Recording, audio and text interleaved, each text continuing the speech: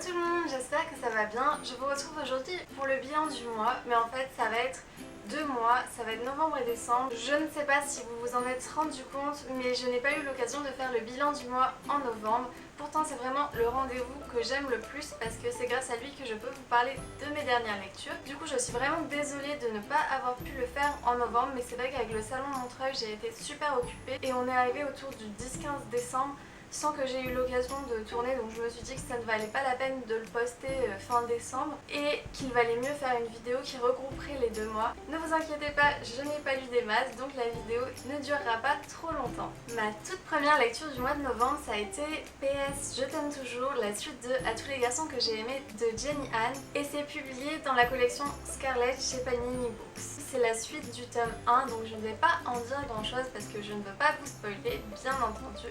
Tout ce qu'il faut savoir, c'est que je lui ai mis 16 sur 20, que je l'ai vraiment beaucoup aimé, que j'avais hyper hâte de retrouver ces personnages parce que je trouve ces livres vraiment super touchants. J'adore l'héroïne, Lara Jean, même si ses réactions ont tendance à être plus celles d'une petite fille de 12 ans que d'une adolescente de 16 ans. Le seul souci que j'ai eu avec ce tome-là, c'est que j'ai trouvé que le ton était encore plus jeunesse que dans le premier tome. Par contre, les thèmes abordés étaient un peu plus young adult. Et je pense qu'ils parleront plus à des adolescents de 15-20 ans qu'à des pré-ados. Mais pourtant le ton adopté est vraiment un ton super jeunesse. Il y a des thèmes vraiment je trouve qui ne correspondent pas à cette tranche d'âge, car on parle par exemple de sexe dans ce roman. Donc je ne sais pas, il y a quelque chose d'un peu contradictoire. Mais par contre j'ai trouvé les thèmes abordés vraiment touchants. C'est un super beau roman sur l'amitié, la fin de l'enfance, les premières histoires d'amour, tout ça. Des personnages qui réagissent quand même avec maturité face à la fin de leur enfance, et je ne peux que vous recommander ce diptyque. Ma deuxième lecture, ça a été le journal de Bridget Jones d'Ellen Fielding. C'était une période où j'avais besoin d'une lecture divertissante et très simple, sans prise de tête. Du coup ça m'a apporté ça. Mais je dois avouer que j'étais un peu déçue. J'ai lu beaucoup de commentaires qui disaient que ce livre était hilarant, que l'auteur était vraiment un génie. Je n'irai pas jusque là, j'ai trouvé ça mignon, j'ai souri, mais je n'ai véritablement ri à aucun moment dans ce roman. J'ai un peu regretté de l'avoir lu en anglais parce qu'il y avait beaucoup de références londoniennes, en plus d'un vocabulaire familier très british. C'était des références que je ne comprenais pas forcément et qui ne m'ont pas fait rire. Je pense que la traduction a eu recours à des explications et que ça doit être donc plus facile de comprendre l'humour de ce roman, mais c'est vrai que j'ai dû passer à côté de pas mal de blagues. Ce livre a été publié en 1996, j'avais 2 ans à l'époque, ce n'est clairement pas ma génération, et du coup c'est vrai que j'ai trouvé qu'il y avait un certain fossé culturel et générationnel, et je n'ai pas forcément adhéré à l'humour de ce roman, ce qui est dommage, mais l'histoire est assez touchante. Bridget est une femme à laquelle on peut facilement s'identifier et ça nous permet de nous rendre compte que nous ne sommes pas les seuls à compter constamment le nombre de calories qu'il y a dans ce que nous mangeons, ni à nous peser en permanence sans comprendre pourquoi on ne perd pas de poids. J'ai beaucoup aimé la mise en forme de ce roman. En fait, les chapitres sont remplacés par les mois de l'année et les entrées en fait sont variables, allant de quelques lignes à plusieurs pages. C'est en fait donc le journal de Bridget. C'est le personnage donc qui écrit vraiment dedans. Et il y a par exemple des jours où elle écrit plusieurs fois d'affilée et des fois elle nous laisse plusieurs semaines sans nouvelles d'elle, et je trouve que ça nous donne vraiment l'impression de lire un journal intime. Voilà, c'est quelque chose qui m'a fait sourire et j'ai passé un agréable moment, mais ce serait vous mentir que de vous dire que je le recommande chaudement.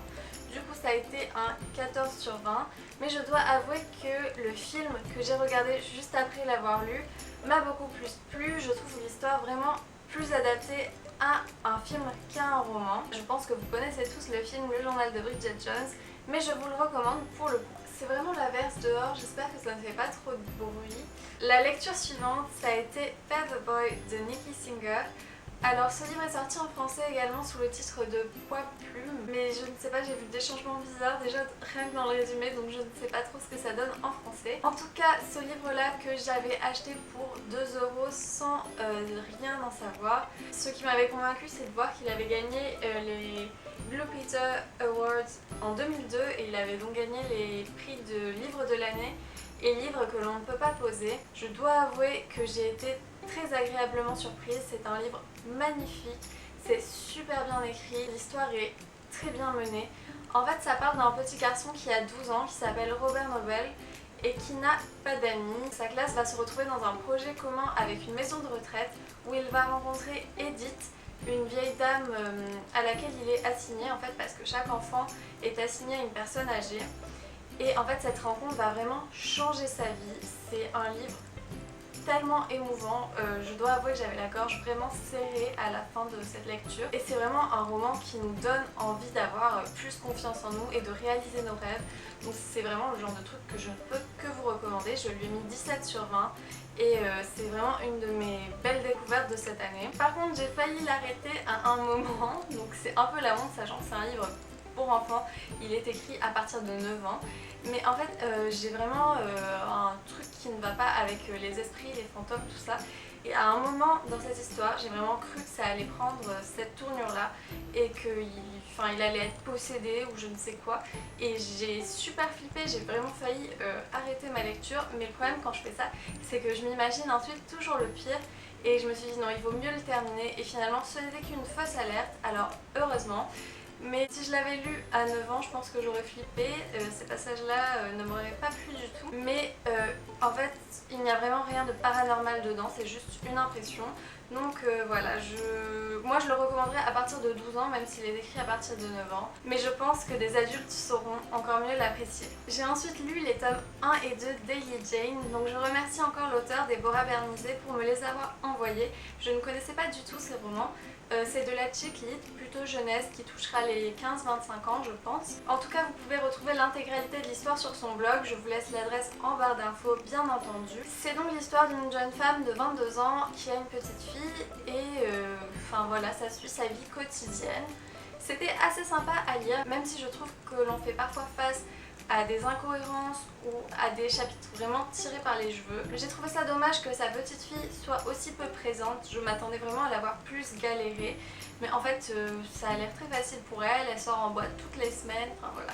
Ce n'est pas exactement ce à quoi je m'attendrais. Je ne me suis pas vraiment attachée à l'héroïne non plus, elle laisse au moins une dizaine de mecs lui tourner autour, en plus ils lui disent tous qu'ils sont fous d'elle et tout ça. C'est vraiment un trait de caractère que je n'apprécie pas, en plus de n'être pas vraiment très réaliste. Après, c'est vrai qu'on est sur une histoire qui se trouve publiée sur un blog, alors c'est un peu différent de ce à quoi on pourrait s'attendre pour un roman papier. Clairement ce n'est pas le genre d'histoire que j'aurais lu, mais c'est vraiment ce à quoi je m'attendrais sur un blog et je trouve ça assez agréable à lire, sachant qu'elle publie un chapitre par semaine et je trouve ça assez sympa comme concept. Du coup elle commence le tome 3 très bientôt et je vais quand même lire la suite parce que j'ai envie de savoir ce qui se passe après la fin du tome 2 qui était vraiment, on peut le dire, riche en rebondissements. On passe ensuite au mois de décembre avec comme première lecture le tome 2 de Phobos de Victor Dixon publié dans la collection R.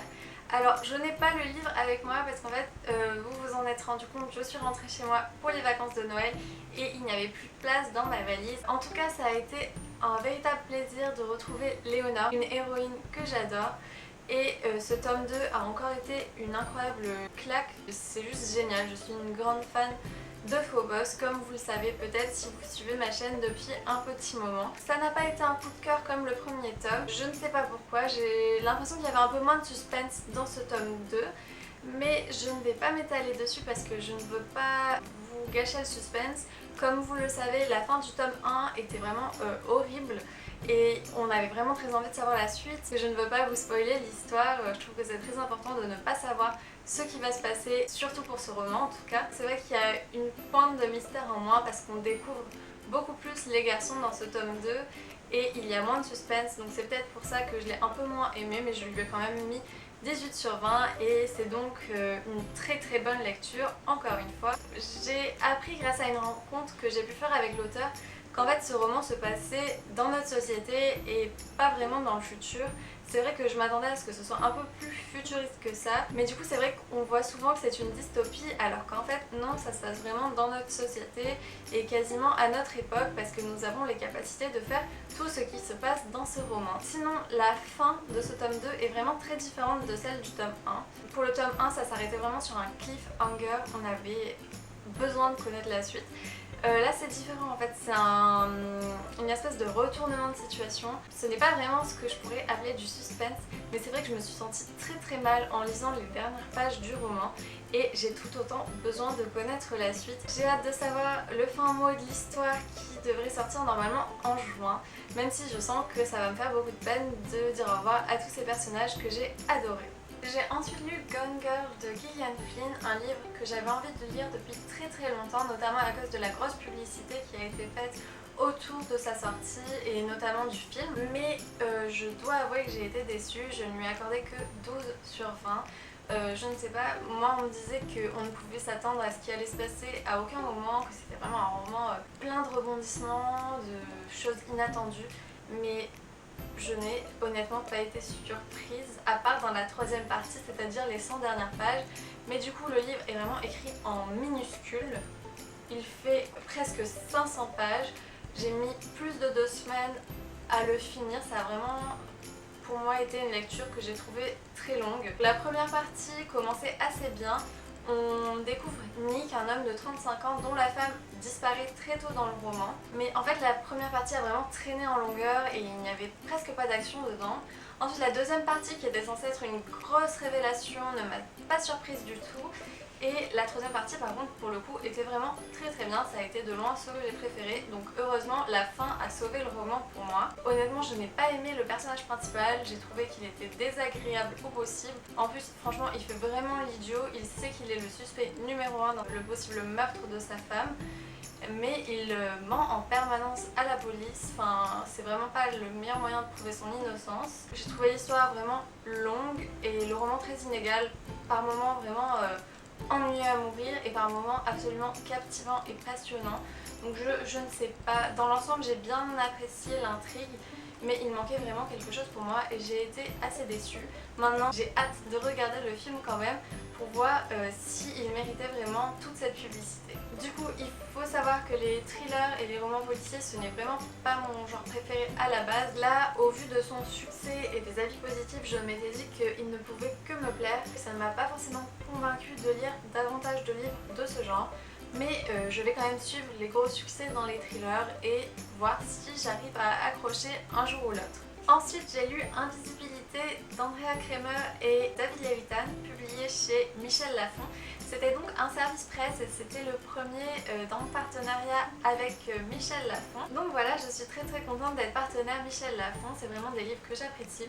Et je dois avouer que pour celui-là, la couverture est absolument sublime. Bien plus belle que la couverture VO, donc franchement on ne peut qu'apprécier le travail de la maison d'édition. C'est un livre qui m'avait vraiment fait envie depuis longtemps à chaque fois que je le voyais en librairie, mais il avait reçu des avis plutôt mitigés, donc j'hésitais vraiment. Du coup ça a été une très agréable surprise, je ne m'attendais pas à l'apprécier autant. J'ai été ravie déjà de retrouver David Levithan que j'avais absolument adoré dans Will and Will avec John Green. Donc c'est à nouveau un roman écrit à 4 mains, une technique qui lui semble assez propre. Et c'est donc l'histoire de Steven, un adolescent invisible qui a été invisible toute sa vie. Il a une nouvelle voisine qui s'appelle Elizabeth et qui peut le voir. C'est vraiment la première et la seule personne qui peut le voir. Les chapitres s'alternent entre leurs deux points de vue, ce que je trouve assez intéressant. Donc il faut savoir que David a écrit la partie Steven et Andrea la partie Elizabeth. Mais honnêtement je n'ai pas vu de grosses différences au niveau du style, alors je ne sais pas si c'est parce qu'il a été traduit. C'est un univers vraiment magique que l'on découvre, plein de sorts, de sortilèges, de malédictions, et j'ai trouvé ça hyper cool. C'est un univers très riche qui aurait vraiment convenu à une saga également, mais ça tient bien dans ce one shot donc on ne va pas se plaindre. Je n'ai pas compris pourquoi il avait reçu autant d'avis mitigés puisque j'ai été emportée dès le début. J'ai trouvé l'histoire bien menée, les personnages touchants et le suspense tout à fait présent. En effet on ne sait pas pourquoi Steven est invisible, on ne sait pas pourquoi une personne peut soudain le voir. On a plein de questions auxquelles on attend vraiment les réponses avec impatience. C'est donc une romance paranormale young adult que j'ai adorée, un univers plein de magie que j'ai adoré lire pendant la période des fêtes. Je trouvais que ça correspondait vraiment très bien. C'est vrai qu'il manquait une petite étincelle, pourtant j'ai vraiment tout apprécié, même les personnages secondaires dont le frère d'Elizabeth qui est tout simplement génial, ou Millie, une vieille dame qui va vraiment les aider dans leur quête. Je lui ai mis 15 sur 20 mais je vous le recommande vraiment vivement, c'est une lecture que j'ai beaucoup appréciée et qui m'a convaincue de lire d'autres livres de David Levitan. Et ma toute dernière lecture de l'année, ça a été La fille du train de Paula Hawkins. C'est encore une fois un thriller, mais je l'ai écouté, je ne l'ai pas lu. Comme vous le savez, si vous avez regardé ma vidéo sur Audible, on a le droit à un essai gratuit en s'inscrivant. Donc c'était un livre qui avait fait beaucoup parler de lui également, donc je m'étais dit que ça valait la peine de le tenter, surtout qu'il était très bien noté. J'ai vraiment apprécié ce livre, plus que Gone Girl en tout cas, même si ce n'est toujours pas mon genre préféré. C'est donc l'histoire de Rachel, une femme qui a à peu près la trentaine, qui habite dans la banlieue londonienne et qui fait tous les jours l'aller-retour à Londres. Son regard s'arrête toujours sur une maison, sur un couple, et elle leur invente un peu une vie. Et un jour il va se passer quelque chose et elle va se retrouver vraiment mêlée à leur vraie vie et se retrouver confrontée à son imagination. C'est vraiment une histoire que j'ai trouvée assez originale. Alors le début est vraiment assez long, enfin on ne sait pas où l'histoire va en venir, il ne se passe pas grand chose, c'est assez répétitif et le personnage de Rachel, donc l'héroïne, n'est franchement pas très intéressant, enfin moi je ne l'ai pas apprécié du tout. C'est un roman qui parle aussi beaucoup de l'alcoolisme puisqu'elle est alcoolique. C'était la première fois que je faisais face à un roman où le personnage principal était alcoolique, on va dire. Mais du coup ça s'alterne également entre deux autres points de vue. Je vous laisse un peu la surprise parce que ça n'arrive pas au premier chapitre. C'est un roman vraiment bien ficelé avec une montée en suspense assez incroyable sur les derniers chapitres. En tout cas les derniers chapitres m'ont vraiment coupé le souffle. J'étais vraiment comme dans un film de Hitchcock, vous savez, quand la tension monte et que ça ne s'arrête pas jusqu'à la fin, bah, c'était exactement ça. J'étais complètement captivée par les derniers chapitres, même si le reste de l'histoire ne m'a pas complètement convaincue. C'était un bon thriller, je comprends pourquoi il a fait parler de lui, mais je ne pense pas lui mettre plus de 14. Et voilà, voici le bilan des mois de novembre et décembre. Comme vous pouvez le voir, je n'ai pas lu des masses, mais j'ai tout de même réussi mon challenge Goodreads et j'ai fini l'année avec 61 livres lus. J'espère que vous avez passé de bonnes fêtes et une bonne fin d'année, et on se retrouve très vite pour une prochaine vidéo. Bisous!